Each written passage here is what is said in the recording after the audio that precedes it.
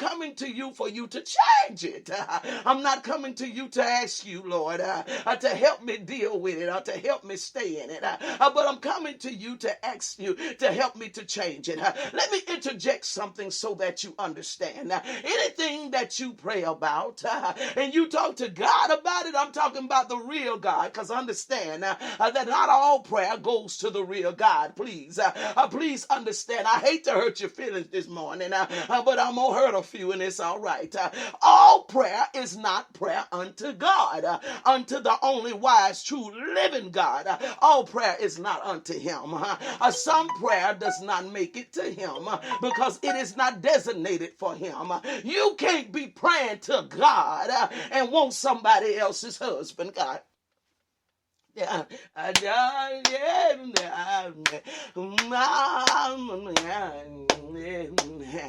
You can't be praying to God and want to be in something that is unrighteous. That's not to the one true living and wise God. God help me. That's not to him. That's to the little g. You want assistance from hell is what you really want. You don't want assistance from heaven because assistance from heaven is going to talk to you from a righteous standpoint and say, I tell you what you do. You talk to me and ask me to take the desire out of you. You relinquish or give up the desire for somebody else's spouse. You relinquish or give up the desire for the extracurricular activities. You relinquish or give up the desire for alternative lifestyles. You relinquish or give that up. You talk to me about the reason why you found yourself in that predicament anyway. That's how you talk to the real God. But if you're talking to the little g will give assistance to help you do the wrong thing. God help me. The little g will give you assistance to help you stay in that mess.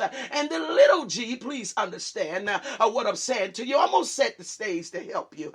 You on earth, the little g is in the middle and the big G is at top. The little g is the one that you would go by that literally tries to make everything seem like you can do it. It's all right. He justifies all of the actions. That's the little g. And so you would think because you release words and the words came forth that they made it to the big G. But literally it's determined by the posture and what you are saying. It may just only made it to the little g. The little g is the one that intercepts to keep it from getting to the big G. I'm talking to y'all, helping y'all about prayer. The little g is the enemy himself that is suspended there to listen to what it is that you would have to say. If you are coming from an emotional realm, and the emotional realm is the realm as to where you know what you're doing, you know in the mind, because we all mostly done been taught what's right and wrong. That ain't no need us lying about it. You know that we some kind of way we found out when we were little what was right or wrong. Don't you steal that bubble gum. So we found out that taking something that's not ours is stealing. We found out growing up when we saw the man in the neighborhood with other women and he was married. That's how we found out about adultery and about cheating. We heard him talking about look at such and such, his wife at home being a good woman, and he out here running around with other women. So we found out about adultery. So we realized that was not the right thing to do. Oh God, we told some lie about something that got some whoopings and found out that lying was not the right thing for us to do. So we know basically what's right and what ain't right. And so when we communicate, you got to understand and define where is this coming from. What is it that's coming out of me? What is it that's being released out of me? If at any point there is some justification for something that I know cognitively that is not right, then I'm talking to the little g. God help me, please. I'm talking to the little g that is bringing justification to me for what it is that I would be doing wrong.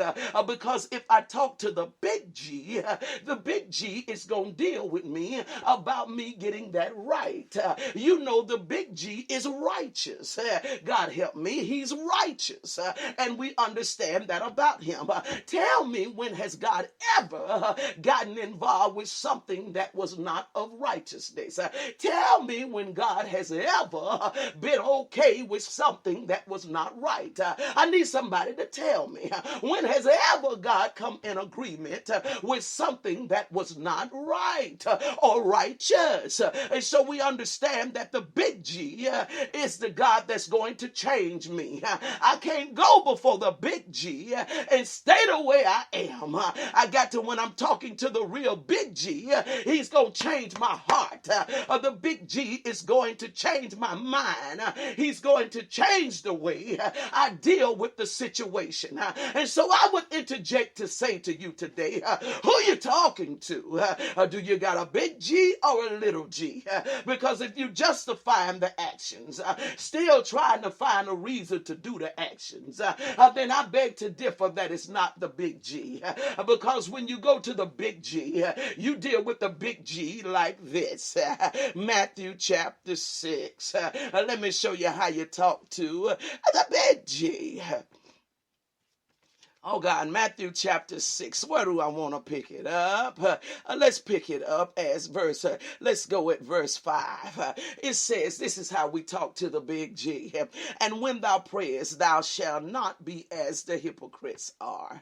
For they love to pray standing in the synagogues and in the corners of the streets, that they may be seen of men. Verily, I say unto you that they have their reward. So you have to understand what a hypocrite actually is. The definition that we give hypocrisy is really not the full meaning of what hypocrisy literally is. We deal with it as in the context of pretending to be something. But can I say unto you, baby, I'm going to have to give y'all the full def. I'm going to teach that one day to help y'all to understand the real talk of what hypocrisy, of what it really is. He says, look, I don't want y'all to do like them, all right? Because what they do is they're speaking certain things, but they're speaking it to be seen. That's literally a part of the anatomy of someone in hypocrisy. It is a hidden person, actually. Just give y'all a little context before I teach it and help y'all with it. It is literally someone that really just wants to be seen. That's all they care about, is the wanting to be seen. I'll give y'all the fullness of it at a later time. And so he says, listen, what verse 6 says, but when thou prayest, he says, enter into your closet, and when thou hast shut the door, pray to the Father which is in secret, and the Father shall see it, and which seeth in secret shall reward thee openly. There is a posture that literally comes. Listen, let me help y'all with something here. He says, go into the closet, all right? Let me help y'all to understand what goes on there. This is the Lord's way of saying that if you would talk to the big G in private about what you're struggling with, the manifestation of the deliverance will be openly.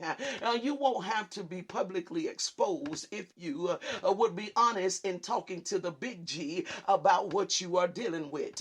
You won't have to go stand up in front of the whole crowd and say, I got an unspoken prayer request, because you are ashamed to say what you got going on. He says, no, go in the closet and go on and tell the man exactly what you're dealing with. Go on and tell the man, listen, I'm in a place right now where I'm messed up. I'm tore up from the flow up. My desires done got caught up in something that it don't need to be in. My taste, my appetite is for something that it should not have. Listen to me. If you can't say this about what you are dealing with, then that means you're not at a point of desiring deliverance. If you cannot say to God, I know that what I'm doing is not right, but I'm locked up in it, Lord, and I don't know how to get out of it. I've gotten myself so caught up in it that I don't know how to get out of it. I've allowed myself, Lord, to fool with it to the point that it's now got my mind. It's now got into my emotions. See, this is why closet prayers. That's what this is. It's closet prayers. And notice they are not unspoken. I need y'all to hear me. They're not unspoken. I'm speaking and saying what the truth is. I'm in a bad place right now, God. I'm really in a lost place right now. I understand, Lord, I wasn't always in this place, but your girl is lost right at the moment. I've allowed myself to slip. My feet have slipped. And I've fallen into something I shouldn't have fallen into, God. And Lord, I'm in the closet talking to you about this situation, Lord. I'm in the closet talking to you because I gotta be honest with you, Lord. I gotta let you know, Lord, I even like them, Lord. I gotta tell the truth about it. My emotions have gotten bigger than me. God, I got to be honest about it. Oh, Lord Jesus, I'm lying, Lord. Oh, God, I'm cheating, Lord. You got to be honest about it and tell him. But he says if you do it in the closet, the reward will come openly. Can I please clean up some stuff that the church done did? The church has taught that to say to people, to make people think that if you go in the closet and you pray about that's finances and all the things that God is going to bless you openly. Well, can I say to you that the Lord will openly expose your deliverance, which mean that people won't see you walking in that way no more. People won't see you talking in that way no more. People won't see you living in that way no more. The reward that comes to you is you being repositioned in the right place with God. The reward coming to you is your joy coming to you. The reward coming to you is your peace of mind coming to you. Your reward coming to you is righteousness being restored. That is the reward that will find its way to you. God is not always about money. It's not always about prosperity in that context. But the reward could be God, please. I ain't slapping God knows how long because this mess got me all tore up from the floor up. I can't get no peace, God, because what I'm in I know is wrong, Lord. But when you make it right in the closet, the reward could be the Lord restoring your peace. God help your servant this morning. The Lord restoring joy or giving joy if you ain't ever had it. Giving it to you, that could be the reward. Let me go a little further in the text this morning, y'all. Lord have mercy. He says here, verse 6, let me read it again. He says, but when thou prayest, enter into the closet, and when thou hast shut the door, pray, which means talk. Ain't no unspoken prayer request. If you don't speak it, it cannot be sent unto heaven. Prayer is communication, which means talking. God help me. Pray unto the Father which is in secret.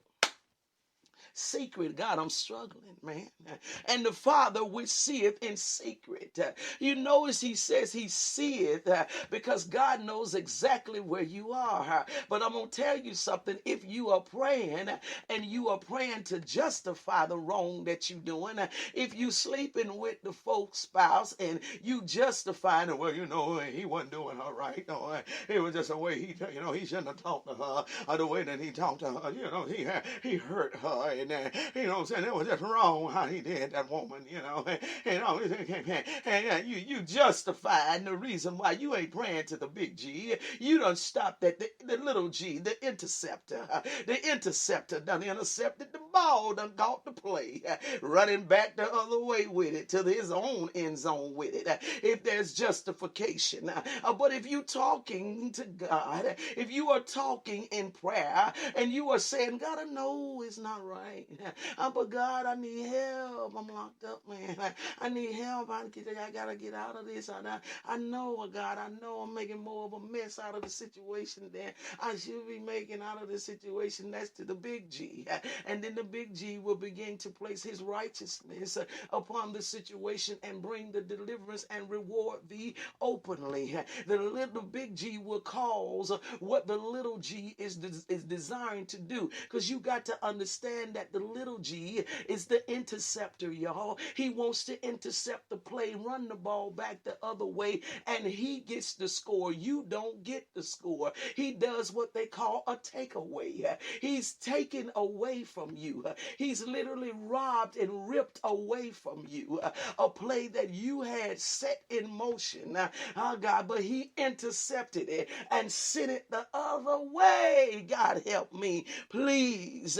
But he says, look, go in the closet, shut the door, and pray unto